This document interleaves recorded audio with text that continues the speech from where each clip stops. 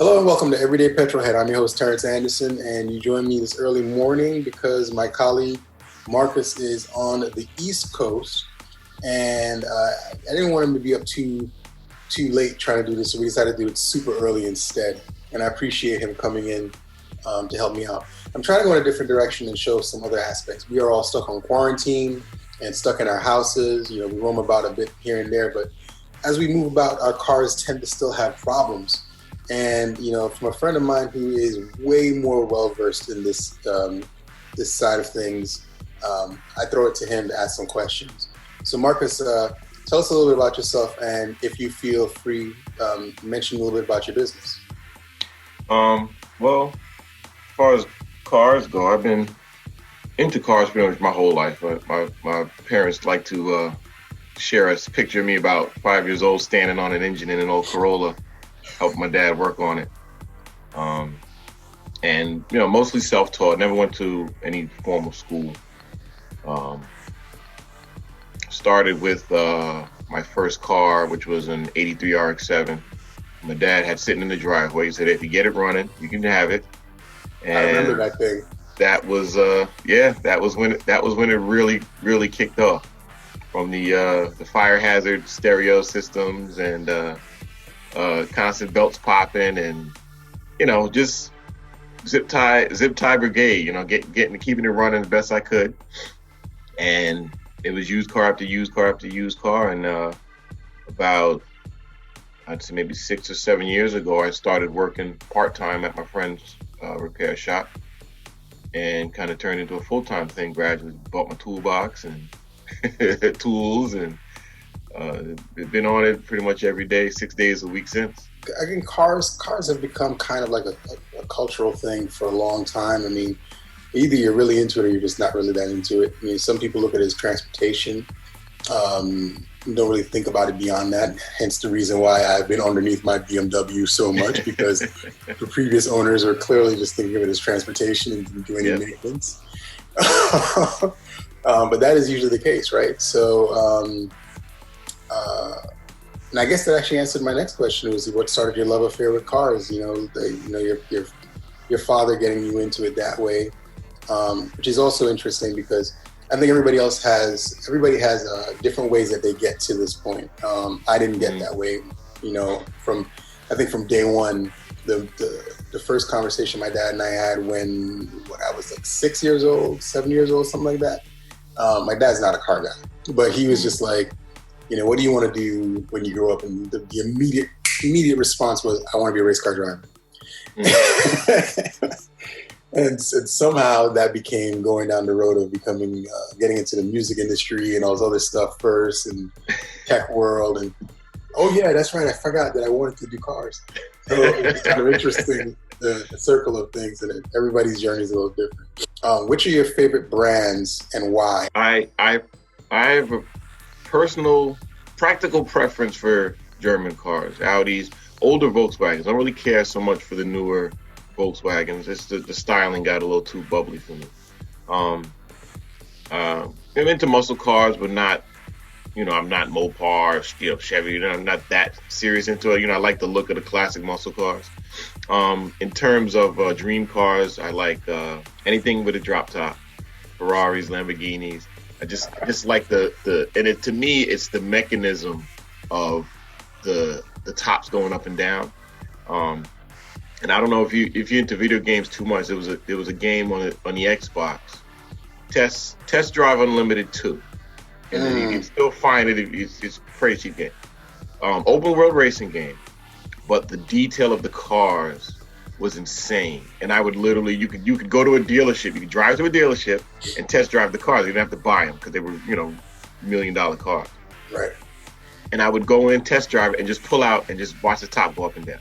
I just love that technical aspect. Like, it's like how you figure out how to fold a soft top and make it disappear. And always like that look. And anything that's a convertible always looks better with the top down. Right. Even though I don't like wind in my hair, well, what my scalp, wind in my eyes, but I love the look of an exotic convertible. Okay. So anything that's pretty much, actually they're called Spider. Any exotic Spider, definitely love the look of those. Yeah, it's interesting because you mentioned Audi, because of the German brands or the high end German brands, people tend to shy away from the Audis mainly because of different types of fears when it comes to maintenance in the end. I mean, it is something I've looked at. I mean, yeah, I thought about the S6 V10. Beautiful car, amazing sounding engine. Yeah. Pain in the butt to work on. Practically everything is an engine out affair. And the idea that the timing belt is, first off, I don't know why that engine has a timing belt. No, that has. I think that's either way. There was on the back of the motor. It's on the back of the motor. Yeah, but I'll say this. I hear everything you're saying, and when Audi started doing it, they started on their V8s, and it was like, why are they doing that? But it's for packaging. For whatever reason, when they put those chains on the back of the motor, it's a shorter motor. It fits in the engine bay better. But that comment you made about pain in the butt to work on, I thought about that the other day. A friend of mine was asking me, people always come to me, oh, what kind of car should I buy? And I always check myself, because the guys I work with, they will 100%, because they've been mechanics their whole life, 30, 40 years. They will immediately talk about how hard it is to work on. But then I have to remind myself, if you ask a mechanic what kind of car, they're going to talk about the mechanic aspect of the car. So I always stop and say, well, what are you using it for? What do you like? What does it look like? Because everything needs repair. People would talk about Teslas, like, okay, drop a battery out of a Tesla. Everything needs a repair. Right. So I try not to go into that. And I actually just watched a video of somebody doing valves on that V10 in the S6. And it doesn't deter me from liking the engine. It's just a Lamborghini engine in a sedan. So you can't go wrong with that. Right. So everything new needs major service. It's gone are the days where you can climb in an engine bay and pull a head off without taking the engine out. Those, if you want that, you get a 20, 30-year-old car. So I think, anything that's relatively new, you can expect between 50 and 100,000 miles, depending on what car, major service is going to be needed. So if you know that, then you either smartly buy a car that just had that service done, or negotiate that into the price when you tell the seller, I got to take this engine out before the year is over. You got to come work with me on the price. So it's kind of the way the entire industry is going. It's not even just Audi. I mean, you look at under the hood of these Japanese cars. Those things barely fit in the engine bay 15 years ago. It's just that you hope your engineer thought about maintenance when they put the car together, because that's really what you run into. The engineers with those Audis, they said, listen, we put it in with a robot, we're going to take it out with a robot, don't fix it yourself. So they made it, they squeezed it in there. But Guess what? When it's running, it runs like nothing else. Yeah. I think if anything, the one thing that would have made the S6 or any of those V10 engines perfect, because like you said, they're pretty solid.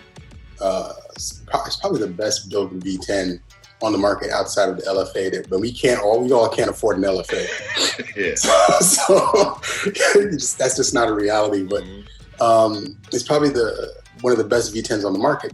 And I think the only thing that would have made it better is if they just did port injection. Like, honestly, that was the only mistake. And yes, direct injection made it faster. Right, but then you're talking about performance versus basic maintenance, because port injection, you don't have such an issue with the valves. Right. But direct injection's better. You get the fuel efficiency, you get the performance, you can tune it. So that's the trade-off they decided, because again, you think like a manufacturer, I don't care about the shade tree mechanic working on my car. You're gonna bring it back to the dealer. Right. We the funny thing is, when the most of the time when we do major time and engine services like that, we look under the hood and you say, all right, I'm gonna have to go this route to get into the engine and take the time to build that. On the few occasions where it gets a little too confusing, we go actually pull up the service instructions. 9 times out of 10, there's a special tool they made to hold something or remove something. And it's like, how many special tools have been made for the cars to be fixed after they've been put together by the robot. That's the funny thing. And we always just sometimes we'll make tools. Sometimes it's like cut a slot in a screwdriver because you got to turn a special kind of screw. And it's like we make jokes of Volkswagen Tools 479 because we'll fabricate something because there's some $600 tool you need to do a timing job or something crazy like that. And that's just kind of what the industry is what the industry turned into. It's kind of like how you got to take up medication because of the side effects for your medication. It's one of those snowball effects. Yeah. So it's kind of what it to me it goes back to the just the engineering, what they have to do to get more. Every year you watch reviews on cars, and this is the best. The C6 was the best Corvette. The C7 was the best Corvette, and then the C8 the best Corvette. So how does it become the best every time? It's because somebody figures out something. And like you said, port injection. With carburetors years ago. And then somebody came with fuel injection. And they're like, well, fuel injection sucks because I can't dial it in. It's like, there's always some residual side effect from the change. It's like not everything's perfect. Like you said, it would only be perfect if. So you know what? I think it's a Volkswagen engine that has direct and port injection. So that's that next evolution. It's like, okay, how can we make it better the next time around? So now we're going to have direct and port injection. Now we're going to have to run 2 fuel pumps, and now it's more complication, more computers. So it's always going to be something. But it's that trade-off. It's like, do I want the best performance? Yes. So is it going to be a pain in the butt to maintain? Sure. Every exotic car, what do they say, 20, 30,000 miles, you're supposed to be pulling these engines out anyway. Yeah, exactly. For maintenance. Like the best version of that engine is like in an R8 anyway, and the R8 has direct and port injection, and it's right. Exactly. It runs great, but you got to take it out if you want to fix anything. So I agree. So that S6 would have had it, but it would have cost another $40,000.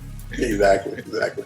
Everybody always, especially a lot of my guy friends, they're like, well, "Why do you buy a BMW? Why? It doesn't make any sense." That's as my wife says.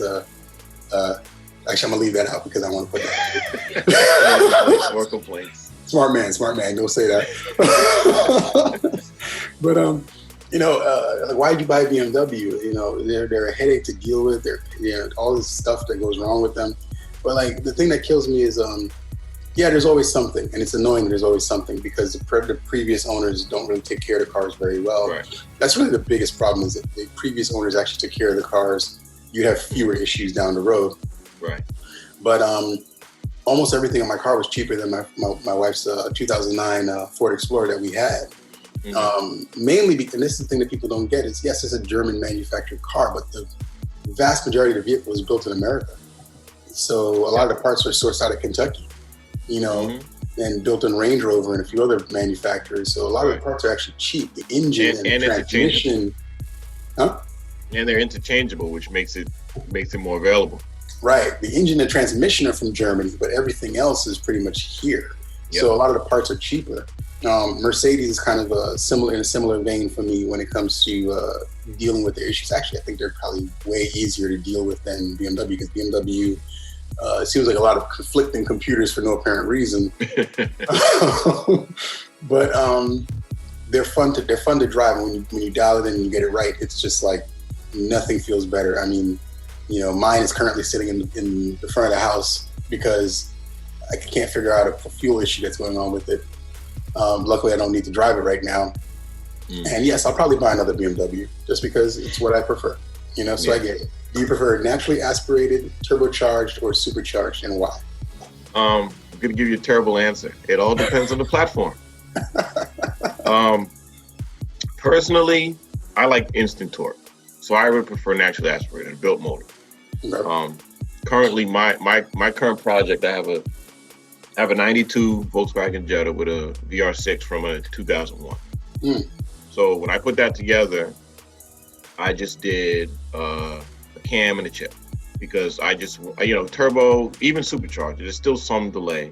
I'm not a fan of supercharger whine, but I do like the power delivery. It's just, that's a little too mechanical for me. Like people like, I don't want to drive a race car every day. I was never that guy. I always did stock mounts and all that stuff. I don't need that punishment. Turbo is great. My daily is an Audi A4 Avant 04 with a 1.8T. It's got a stage 1 tune on.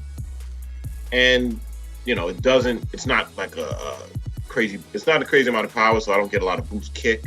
But I've driven in cars where the turbo just turns on, and it's uncomfortable. It is uncomfortable.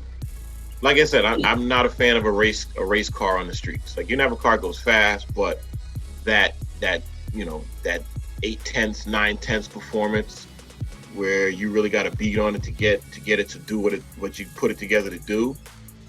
That's how I kind of feel when you build up a turbo when you're driving around on the streets. Like, yeah, that's fine, but once you step on it in third, count to 2, and then you got to come up the gas because you're caught up the traffic already. But it's, again, from a mechanics perspective, a twin scroll supercharger looks beautiful sitting on top of a motor. You put custom piping on a turbo. Like, that's what I really like looking at with cars. You pop the hood and you see, somebody that put the effort in and got the welds and everything's beautiful under the hood.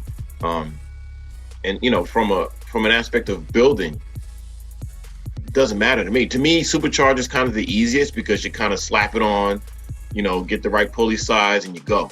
With turbos, it's a little bit more. You got to worry about the heat exchange, the exhaust, and all that stuff, and the piping and all of that.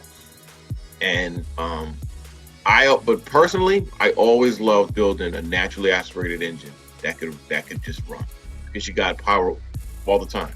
It's just pick a gear and go. My first car that I really built was a 95, I think. I had a Volkswagen GTI, and my friend had a shell sitting in his yard. We grabbed a regular little 2-liter cross-flow engine, dropped it in there, 4-cylinder, and slapped whatever we could. This is a few years back, so I didn't have a ton of money. I always think of builds in price points. So we were at the $100 point, where every mod was $100. So I found a can for $100. A chip was $100. Do the intake, you do exhaust, you do $100 muffler. Everything was $100. So everything that I could slap on that car, I slapped on that car, and it would run. It would run. I'd say keep up. I would keep pace with everybody else that I was driving with, the guys that had the GLIs at the time, and everybody that had the newer and the high horsepower. That thing probably had 130 horsepower or something after I slapped everything on, out of 100 horsepower stock motor. But it did what I needed it to do. It was fun to drive. That's my whole thing. It's fun to drive. If I wanted to wring it out, I could wring it out. And one of the biggest things that I'm about, and my friend makes fun of me, because even the tune I did on my Audi, I'm about fuel economy. So that GTI, when I built it up, I was getting 30 miles per gallon highway. My Audi, when I built it up, I got to change my oil and plugs and stuff, so it's a little worse now, but 30 miles per gallon.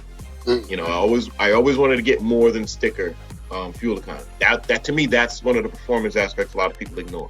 Because if your motor's tuned properly, it's gonna be efficient, and that's always been my focus: make it as efficient as possible. So that's. I mean, to get back to answer your question, naturally aspirated is really my personal preference. I do like all types. Yeah. You brought up a good point. I mean, I had a friend back in my first time in college who had a IS 300. And right after I left St. John's, we went to Howard University and met my wife down there. He had IS 300, and he had it twin turboed and the whole 9 and everything. And like, he was getting like crazy good fuel efficiency, even though he had the power. Right. And he was like, if I get in it, the tank's gone. It's gone. But for like everyday driving, he's like, I'm good. I fill up the tank and I'm good for like a week or two. So just the way I stretch it out. So I agree with that. That's one. I think that's another thing I love about like I have a big block V8 from from BMW, and like I'm getting 17 to 21 miles to the gallon. My Ford's never got over 12. Right. Same V8, not same size V8, but still. Yeah, but it's a V8, right? And it's like not even their V6s weren't getting even that. So it's just like I get it, and I appreciate that thinking. The only turbocharged vehicle I've ever driven that felt nearly instant was the S63S. I'm sorry, E63S. You got a lot of motor underneath that turbo. That's a whole different argument. That's $100,000 territory. So you can only visit there. You can't live there right now. You got to visit there. I have a great relationship with AMG of Thousand Oaks. So you can check out stuff every once in a while. But I mean, that thing, it just kept going. And that brings up another point that I'm thinking about with the V8 that I have. It's supposed to deliver about 300 horsepower. We all know it doesn't deliver that anymore because it's been way too long. Various things have happened with an engine, but the instant torque is there at the beginning.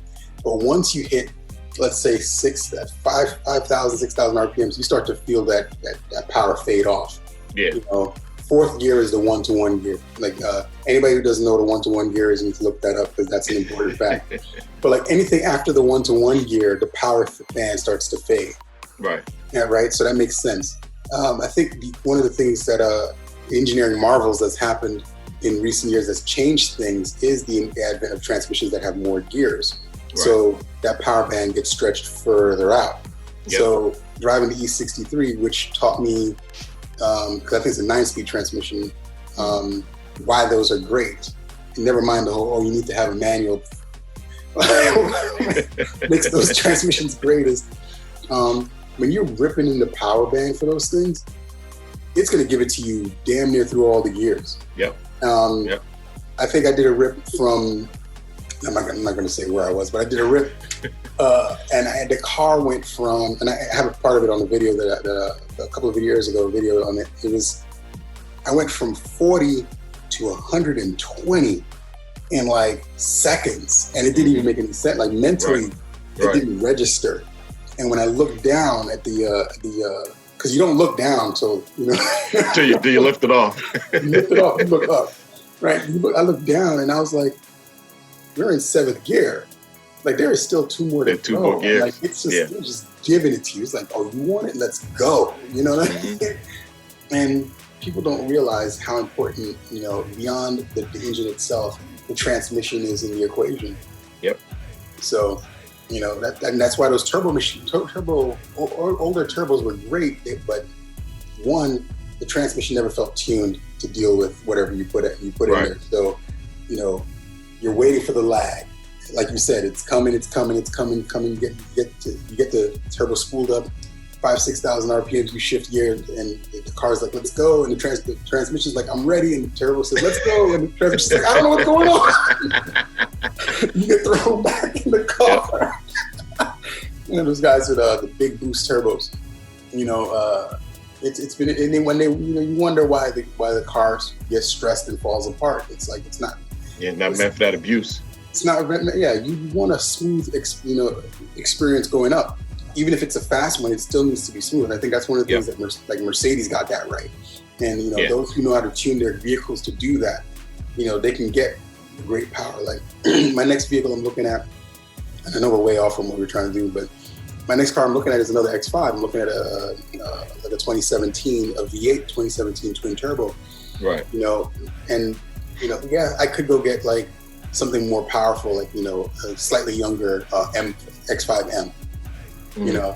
But then there's the issues that come with that. Like that's just raw, unnatural power. With like the model just below is like 200 horsepower lower, but like a JB4 tune brings it up another 100 horsepower. Yeah. And you probably get better fuel economy. Better fuel economy, a little bit more power. It's like about 50 horsepower less, a little under 70 horsepower less than what you would get out of the X5M. So you're almost there, but you don't need to be actually there. Of course not. And then for noise, muffler cutouts. Because like I tell my wife all the time, I love how a car sounds on the highway. I don't want to hear that through the city. Exactly. And the city don't want to hear that. Push a button. Turn it on, push a button, turn it off. Exactly. It's like those little things that people don't think about. Yeah. Where do you see the industry going in the future? Because I know before pre-corona, I know we were kind of diving down the autonomous driving thing, but now it seems like a lot of things have been stalled. So where do you see the industry going? I think it's really hard to say because we don't know what's going to come out of the other side of this. But I was just having this conversation the other day. I think a lot more people are going to start driving because I just think a lot of flights, those little short hops, like California, people flying from like LA, San Francisco. I mean, it's a couple hours drive, getting you from you to Vegas. But even out here, getting to Boston, down to DC, where it's something it's an hour flight. When you talk about the crowds at the airports, the check-ins and the TSA and all that stuff, I tell people all the time, anything within 3 hours, I'm going to drive there faster than you're going to fly. We leave the house at the same time. And I just think the social distancing, driving gives you that. If we're really talking about slowing down and kind of enjoying our life, driving gives you that. You get to see the country. I've always been a fan of a road trip over a flight. The distance depending. I'm not driving to Florida. I've done it before, but it's not preferred. I'd like to keep it in the single-digit hours per trip. But kids have no tolerance for that. Yeah, I just think more and more people are going to start driving, and it's the family. I grew up with the family road trip, so I think that's going to come back. My family, we go on road trips maybe once, twice a year. I got family in Virginia, so we'll get in the car and take a drive. It's you spend a little bit more time at the car wash when you get back, cleaning all the crumbs out for the kids, but it's a better experience. We get on a plane together as a family. Everybody puts their headphones on or goes to sleep, and then I'll see you on the other, when the plane lands. It's more interactive in the car, even if we're just all listening to the same music or whatever. I just think that's going to be more prevalent. As far as the industry itself, it's going to be more electric. You're going to probably see a lot more hybrids, but I don't think, gas-powered cars aren't going away. I think they'll be better as the demand lessens. I think we're going to see more of the halo cars and performance cars, because I think it's going to give manufacturers either the capital or the leeway to make the gas-powered cars that much better, because they don't have to make so many concessions.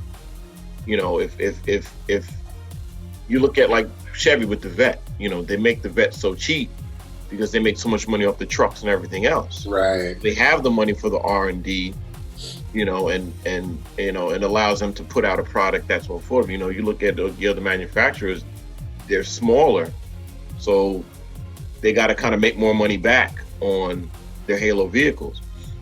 I think if things are freed up more, where they can say, listen, you don't have to make your supercar. You can have greater than 1G lateral acceleration because we're not worried about frail people driving this because they're all buying the electric versions. And now you can have supercars on the streets more, and I think it's I think it gives them the freedom just to make whatever they really want. We can get the concept car without so many concessions. The safety stuff is so seamless now. The A-pillars have gotten thinner. That's the biggest problem. You had the A-pillars for structure and airbags, and you can't see. You're leaning over to make a left turn. I think technology's caught up, and you see it now where the cars look like they used to, and the safety's still there. Structural rigidity and convertibles and all that stuff. They got the pop-up bars in the back for rollover and things like that. Right. So you don't have the hoops. So many things that kind of come back around. I think they're gonna have the manufacturers gonna have the freedom more to make what they want, because I think the resources will be there. That's what I think. I'm hoping anyway. I'll be rewarded by agree. that. I agree with you on that. I mean, I look at one of my favorite cars, which I still don't know when this will ever come down, if it'll ever come down, and it's probably for the same reason, is the NSX. I mean, talk about brutal acceleration. They chose the right 3 electric motors for the instant torque while the turbo's Right. trying to catch up, and then when the engine kicks in, it's a Honda Odyssey engine. It's like, Yeah.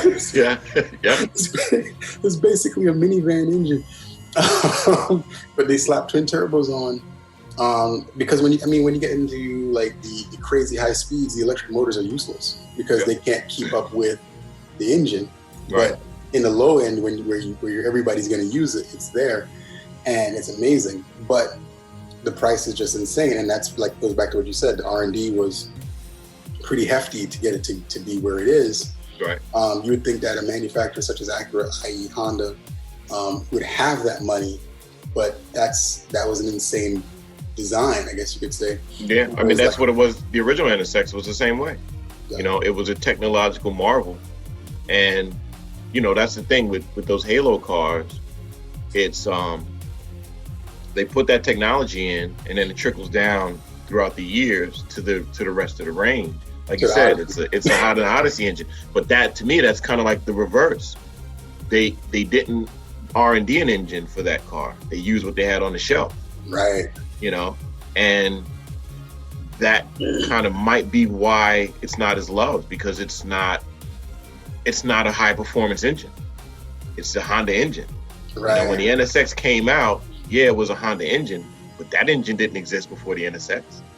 Right.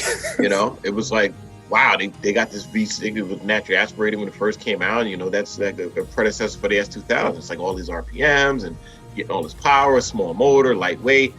It was never done before. So now it's like the NSX came out. It's like, oh yeah, that you know, that same V6 you've been kicking around for the past 15 years and bumping up displacement, and slap some turbo, some electric motors on it, and go. And it's like, okay, so what'd you spend money on? Well, you spent money on the hybrid technology. That's where they spent all their money. So now, when electric motors and hybrid technology becomes more common, I think, like I said, now the money will be spent on. Now maybe they'll spend it on the engine. You know, like what was it? Koenigsegg has that 3-cylinder. You know, they spent money on the engine. Yeah. You know, but and now you look at Koenigsegg, the outside of those cars look all the same. I can't tell them apart. Can't tell them apart. You know, I mean, the names are all similar, but they're spending the money on the engine.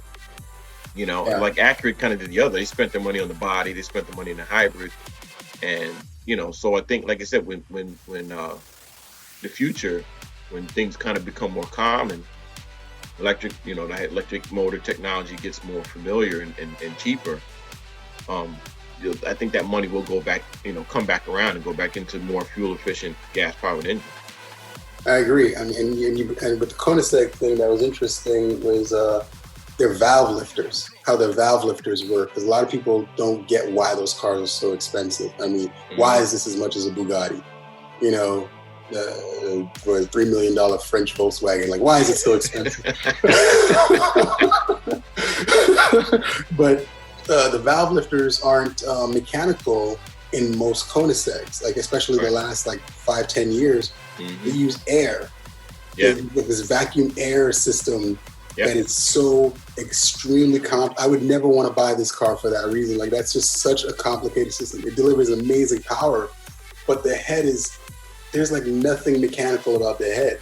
So it's like if something goes wrong with one of those lines, it's got to be a nightmare to work on. So there's that, but that's not what those are designed for. They're not designed to have high mileage on them anyway. You drive it every once in a while. Yeah, that's that annual service. Yeah, you get 1,800 horsepower and say, "Oh my God, this is amazing. Let me park it back in my car."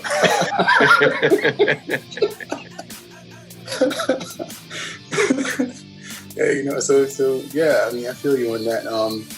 And there's some manufacturers I think that do it better than others, but I agree. I mean, like you said, Corvette. There was a C8. I think it's the current one or whatever, the mid-engine thing that everybody's like, I don't know about that. Yeah, I mean, they had the money to throw at it. Whereas You look at Ford, their Halo car, the GT, everybody shied away from. And I think for the wrong reasons. I mean, the biggest reason, because I go to Malibu Cars and Coffee all the time. I'm starting to get into Malibu Audubon and a few other different things out here. And everybody has like this extreme hate for the GT because it's a V6. It's a turbocharged V6. Right. You know, why all this money for a turbocharged V6? They're not thinking about the R&D. They're not thinking about all the tech that went in there. I think about the fact that it has a tiny gas tank that's pointless. But again, you know, it's not designed for that purpose. It's supposed to be something to enjoy for a few hours and then you go park it. Yeah. You know, so you're not going to get those crazy high miles on this vehicle unless you're an insane person, because that's not its purpose. Marcus, thank you very much for joining me. I appreciate it. And anybody else that is thinking in the future about working on your cars, especially right now, we're all stuck in the house. This is a good time to do maintenance. My wife and I do a couple drives here and there with the kids just to drive around, just to see things.